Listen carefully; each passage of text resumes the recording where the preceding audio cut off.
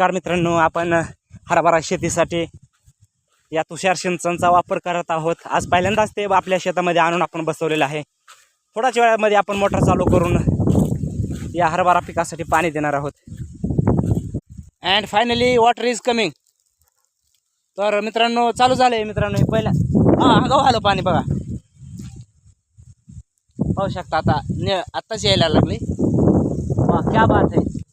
हाँ, कृत्रिम पाऊस चालू झाला मित्रांनो। असेच व्हिडिओ पाहण्यासाठी आपल्या चॅनलला सबस्क्राईब करा।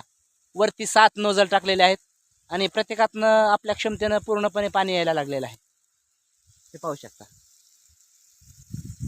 जय जवान जय किसान।